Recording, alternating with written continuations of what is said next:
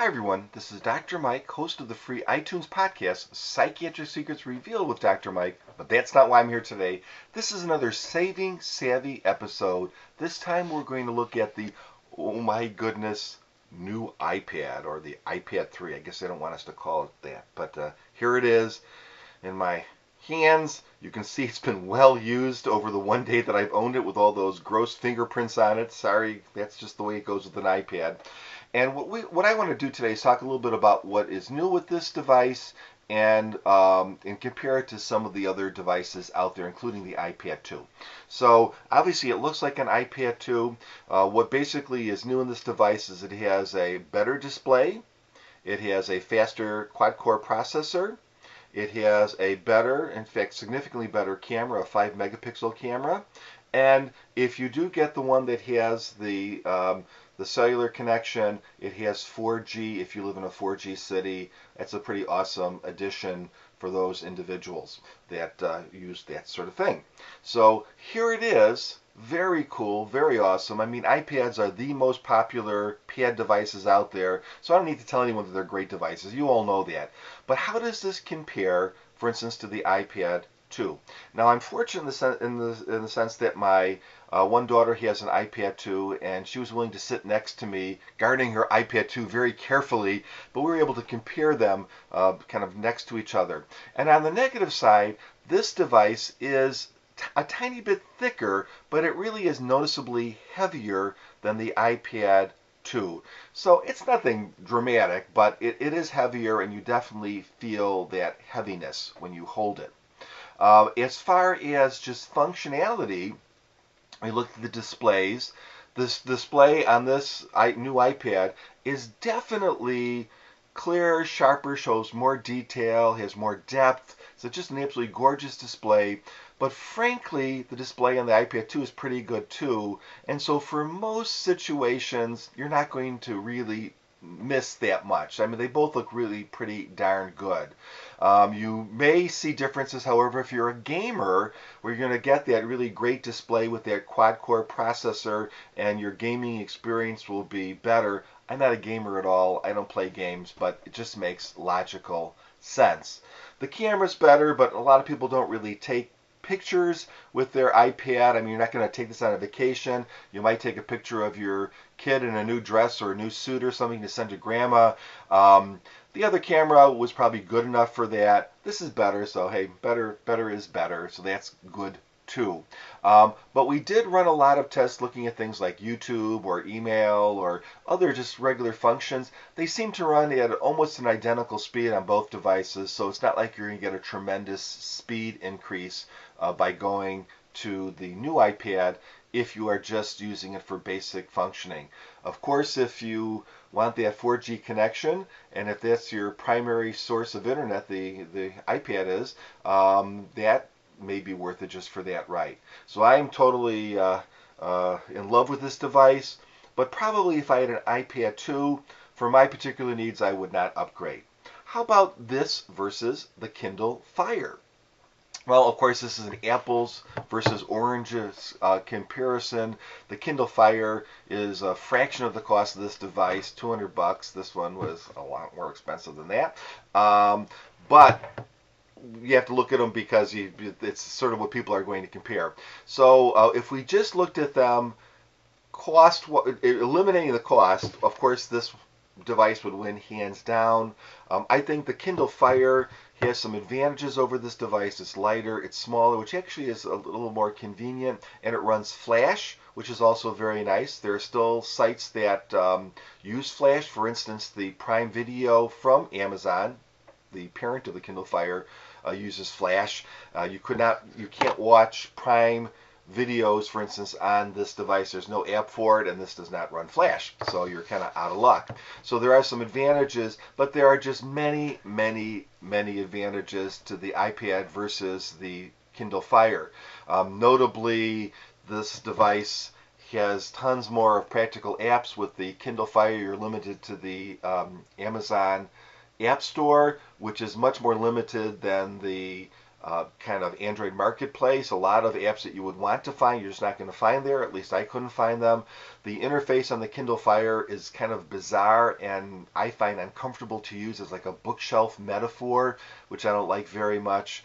And there's just not a lot of connectivity with the Kindle Fire. It has very limited onboard storage because they want you to use the cloud, but you really can't really connect a lot. You certainly can't connect an external display.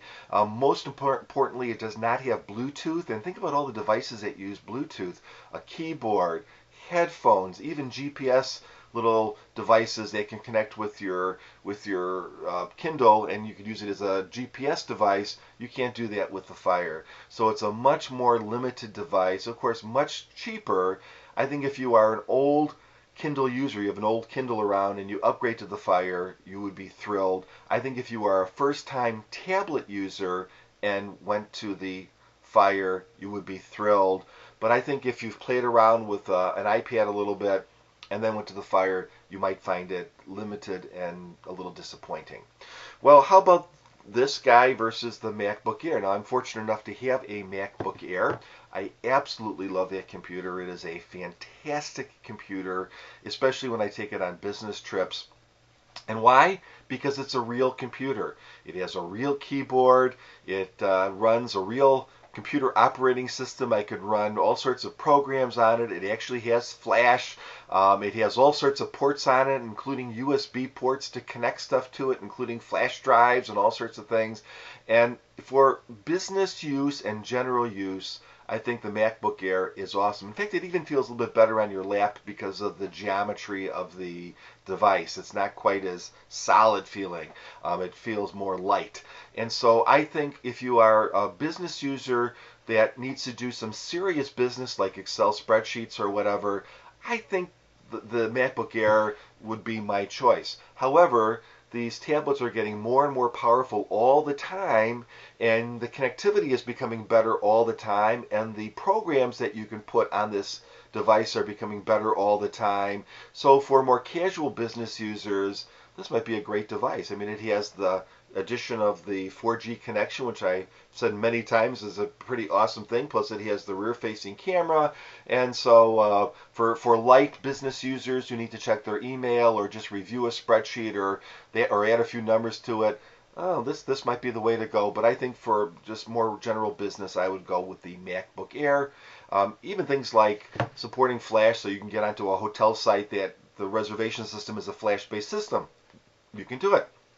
Well, how about the iPod Touch? Now, another very different device. I think the iPod Touch is very underestimated by a lot of people. Many people use this device because you can buy them as refurbs inexpensively, and you can buy the ones that have less memory inexpensively. Of course, they're Wi-Fi only, but they basically do pretty much most things that an iPhone will do, except of course they're not a 3G phone. So for individuals that want to save money or they want the portability, I think an iPod Touch is a great option. It's not as sophisticated and as big and as beautiful as this, but it certainly will do many different things, from playing your music, and you're not going to carry this on your sleeve if you're going for a walk or a run, right?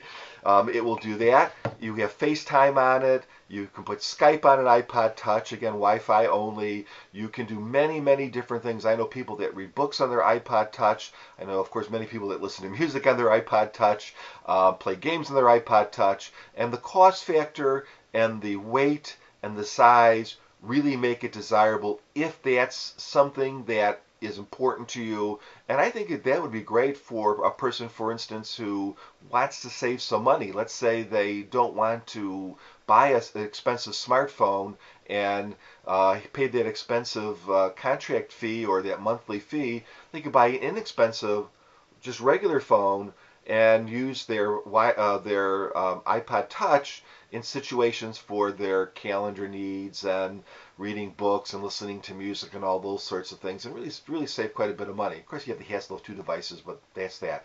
Anyway, I know I'm starting to sound like a fanboy for Apple. I think it's happening. Oh, I was hoping it wouldn't happen, but I tell you, Apple products really are great products, and I just love this device. So if you're in the market for a tablet, of course, how can you go wrong with a with an iPad.